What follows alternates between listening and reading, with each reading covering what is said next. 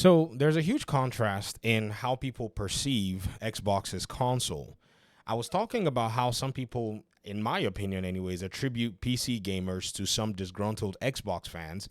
And I thought that was quite peculiar because there's no data to suggest that most PC players are disgruntled Xbox fans. In my case, I went from PlayStation, and I'm sure around 2016, when the PC market was seeing a lot of growth, there were people coming from everywhere to the PC platform. Plus, if you're getting a PC as an Xbox player, you're pretty much getting a very similar experience with maybe the possibility, not maybe, but with the possibility of better frame rates and a more open platform. And what's crazy is, as we were talking about this back and forth, another audience member of mine said that they're a PlayStation player and they've budgeted around $2,000 to build a gaming PC. So if we point into anecdotal conversations, we can try to draw conclusions either way, but not until we have good data. I don't want to actually do that.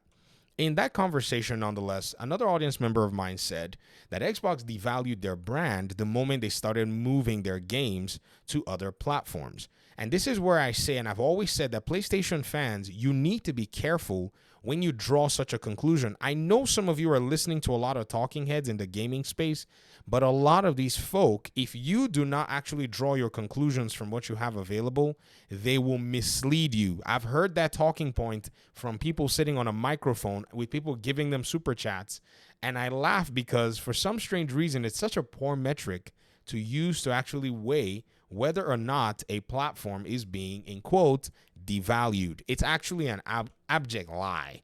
Now, the reason this person said this is because they're bringing their games to other platforms.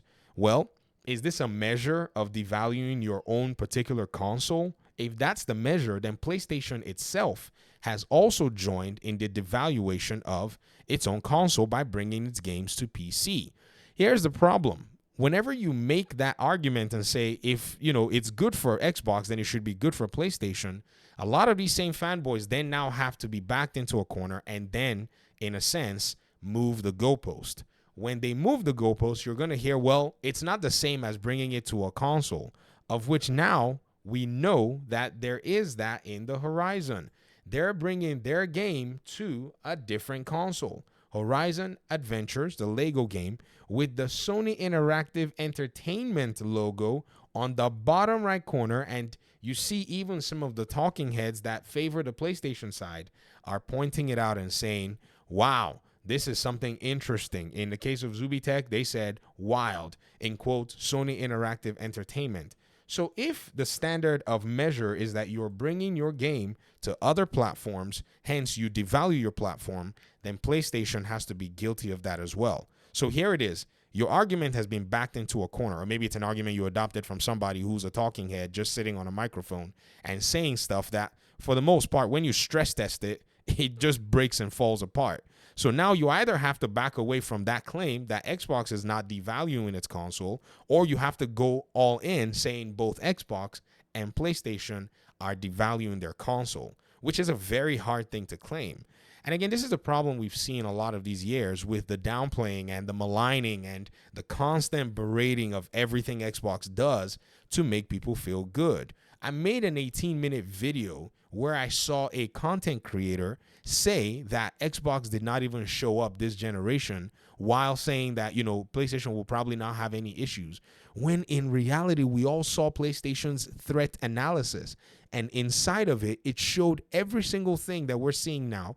The Activision acquisition. We even saw PlayStation's plan to take on a premium model. A premium model basically charging more for their products. And so now we're seeing the PlayStation 5 Pro being super expensive as a Pro console more than anything else. And they told us in that document that this is what they're going to have to do to mitigate the losses that they're basically going to eat, and see the fact that Xbox has leapfrogged over them in certain areas like live service, subscription, and content delivery.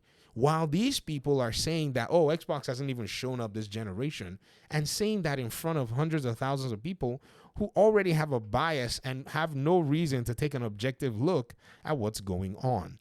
So, if you're a PlayStation fan, be very careful, especially in this particular market that we're in today.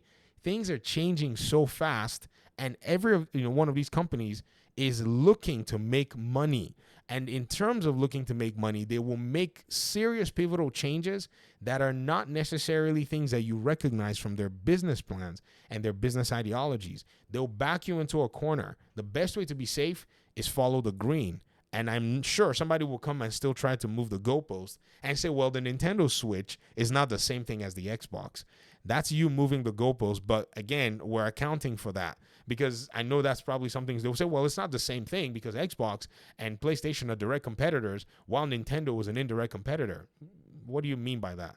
And then when I ask them, they say, well, Nintendo is actually not a console, it's a handheld. We know, but it is a handheld hybrid. And then you start getting into these nuances of, oh, well, this and that. But again, me, I'm not really about the distractions. I'm just pointing out what we have right now in the gaming industry. Things have changed drastically. You cannot, you can't just count on anything as being a certainty anymore. But that's my video. I'd love to hear your thoughts in the comment section. Thank you so much for watching.